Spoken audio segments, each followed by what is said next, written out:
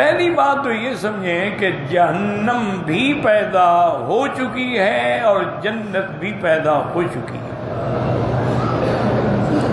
بعض فرق معتزلہ انکار کرتے ہیں، وہ کہتے ہیں جنت اور نار تو ہے لیکن ابھی پیدا نہیں ہوگی،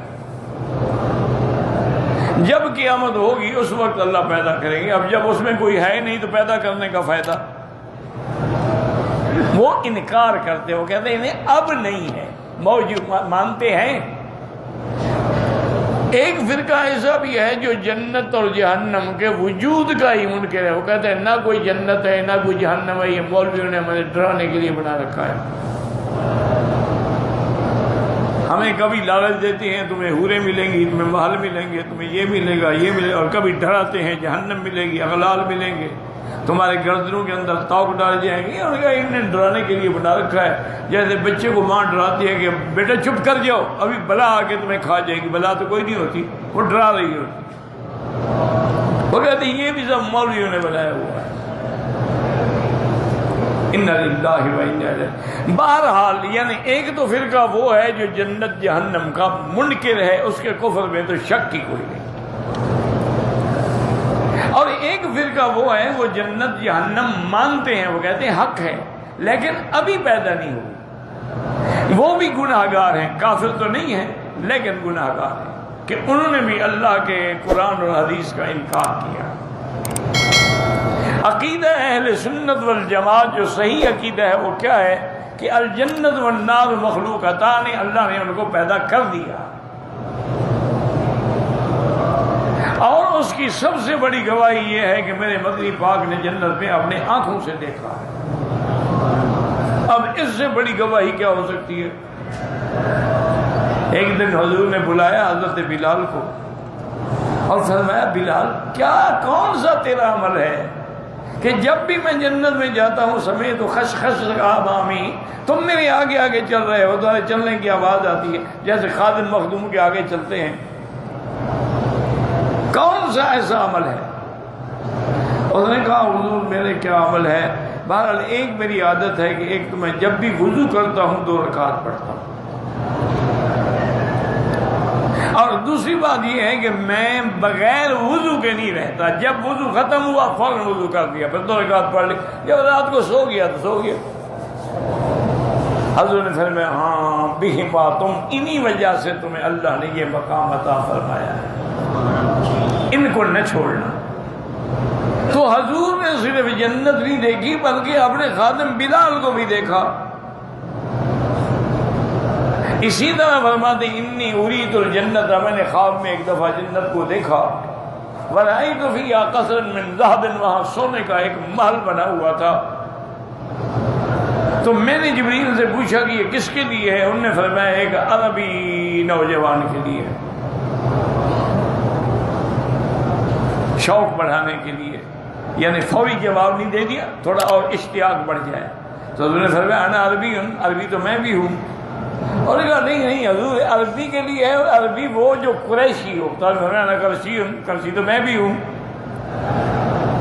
اور نے کہا حضور آپ کے لیے نہیں، یہ تو آپ کے غلام خادم عمر کا گھر ہے، آپ کا تو مقام ہی بلند ہے، وہ تو ماورائے عقل ہے۔ تو حضور پاک نے حضرت عمر کا بھی گھر دیکھا، تو جب جنت حضور نے اپنی آنکھوں سے دیکھ لی تو اب اس کے بعد انکار کرنے والا تو کافر ہے، اور جہنم بھی حضور نے دیکھی۔ اسی لیے ایک دفعہ عید کے موقع پر میرے آقا رحمت دو عالم نے جب نماز سے فارغ ہو گئے، خطبے سے فارغ ہو گئے، واپس چل رہے تھے تو آگے عورتوں کا بہت بڑا مجمع بیٹھا، وہ بھی عید پڑھنے آئی تھی۔ تو آپ نے فرمایا یا معاشر النساء تصدقنا، آپ نے فرمایا اے عورتیں تم اللہ کے راستے میں صدقہ خیرات کیا کرو، میں نے سب سے زیادہ جہنم میں تم عورتوں کو دیکھا ہے۔ تو اس لیے اللہ کے نبی نے حکم دیا، اور یہ بھی فرمایا صدقہ، کیونکہ صدقہ اللہ کے عذاب کو روک دیتا ہے۔ صدقہ یہ ضروری نہیں ہوتا کہ تمہارے پاس 10 روپے ہے، 1 روپیہ ہے دے دو، 1 کھجور کا دانہ ہے دے دو، کسی کو پانی پلا دو، اپنے بوسیدہ پہنے ہوئے کپڑے کسی غریب لڑکی کو عورت کو دے دو، اپنا بچا ہوا کھانا ہمسائے کو دے دو. یہ ضروری نہیں ہوتا کہ تم لاکھوں کا صدقہ کرو، جتنی اللہ نے توفیق دی ہے وہی صدقہ کرو. تو حضور نے یہ بھی دیکھا کہ جہنم میں کون ہے. اسی طرح حضور پاک نے یہ بھی فرمایا کہ مجھے جہنم دکھلائی گئی، اس میں زیادہ وہ لوگ ہیں جو متکبر تھے، متجبر تھے، بڑے بڑے جبار تھے، فرائنہ تھے، بڑے بڑے خدائی کے دعوے کرنے والے، سب جہنم میں پڑے تھے. مجھے جنت بھی دکھلائی گئی جس میں سب غریب تھے، فقیر تھے، کمزور تھے، وہ سارے جنت میں تھے. تو اس لیے ہمیشہ یاد رکھو کہ عقیدہ اہل سنت والجماعت کیا ہے کہ جہنم بھی پیدا ہو چکی ہے اور جنت بھی پیدا ہو چکی ہے. اور جنت جو ہے وہ آسمانوں پہ ہے، اس کا بھی حدیث میں ثبوت ہے. حضور نے فرمایا جب جنت مانگو نا اللہ سے تو فردوس الاعلی مانگا کرو، فاسألوہ الفردوس الاعلی. چونکہ اللہ کی تو کئی جنتیں ہیں، جنت الخلد ہے، جنت النعیم ہے، جنت عدن ہے، جنت الفردوس ہے. اب میں اس کی وجہ یہ ہے کہ اس کی جو زمین ہے نا جنت الفردوس کی، وہ 7واں آسمان ہے، اور اس کی چھت جو ہے وہ اللہ کا عرش ہے. اس کا معنی ہے کہ جنت آسمانوں میں، اور جہنم جو ہے وہ زمین میں نیچے ہے. اسی لیے حضور نے فرمایا تھا کہ بھئی بحری سفر جو ہے وہ اختیار نہ کیا کرو الا لغاز. ہاں کوئی جہاد کے لیے جا رہا ہے یا تعلیم کے لیے یا حج عمرے کے لیے، ورنہ بحری جہاد اختیار نہ کیا کرو. ان تحت البحر نارا، اس کے نیچے جہنم ہے.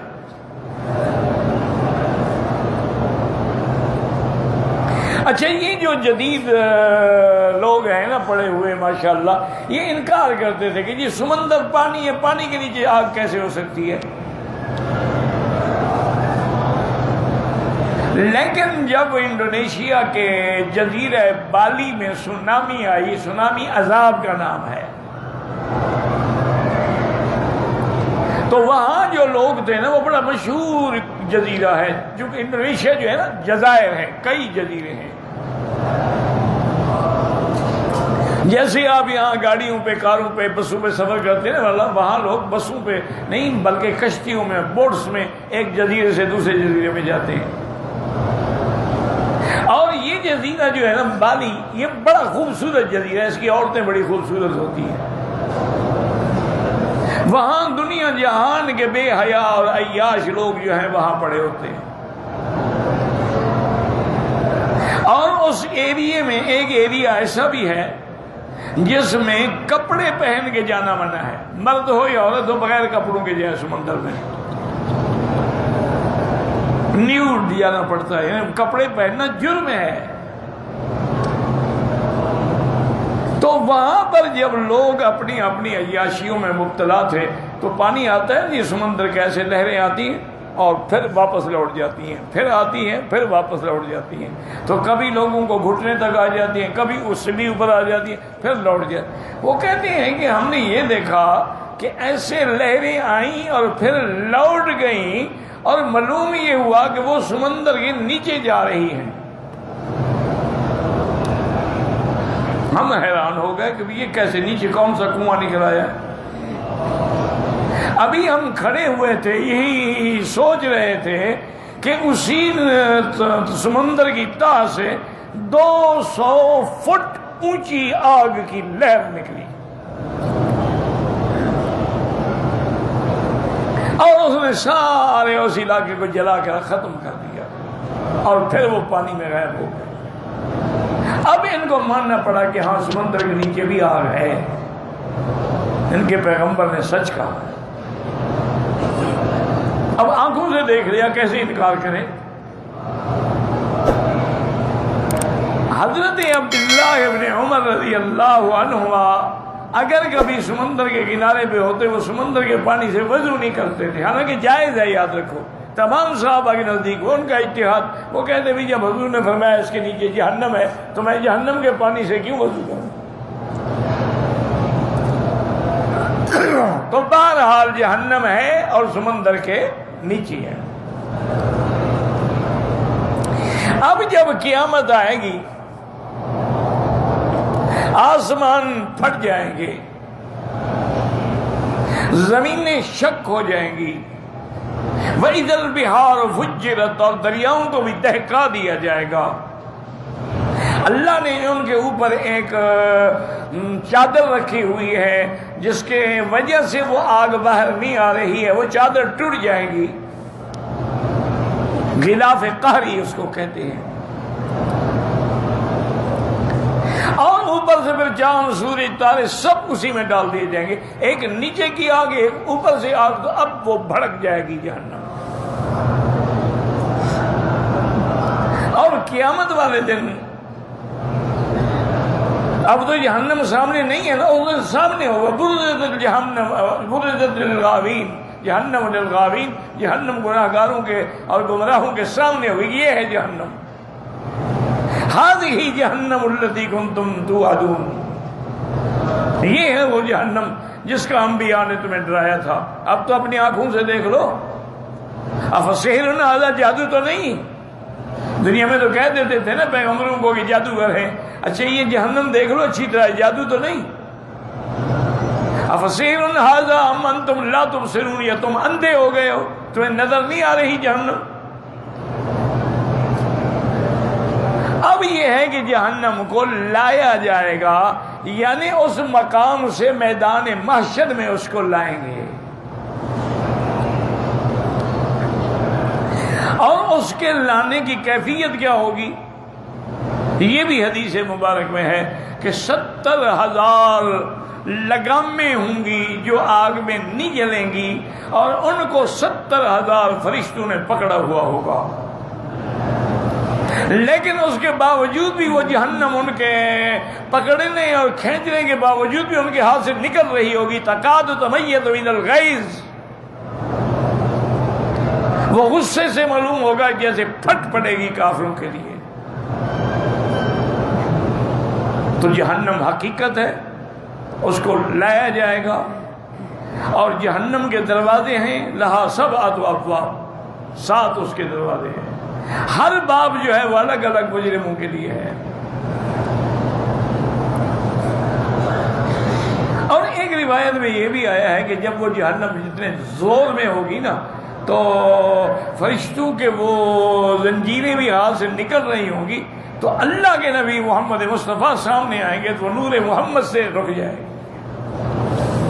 ایک روایت یہ بھی آئی ہے کتابوں میں، اور کوئی شک نہیں ہو سکتا، بڑی بات، کیوں یہ تو حدیث صحیح میں ہے نا کہ جب جہنم سے مومن گزرے گا وہ کہے کہ جز جز یا مومن، جلدی جلدی گزر جاؤ، تم نے تو میری آگ بجھا دی، تو نور مومن جو ہے وہ آگ کو بھی بجھا دے گا۔ شرط یہ ہے کہ نور ایمان ہو۔ وَأَشْرَقَتِ الْأَرْضُ بِنُورِ رَبِّهَا وَجِيءَ بِالنَّبِيِّينَ وَالشُّهَدَاءِ وَأَشْرَقَتِ الْأَرْضُ بِنُورِ رَبِّهَا وَوُضِعَ الْكِتَابُ وَجِيءَ بِالنَّبِيِّينَ وَالشُّهَدَاءِ وَقُضِيَ بَيْنَهُم بِالْحَقِّ وَهُمْ لَا يُظْلَمُونَ۔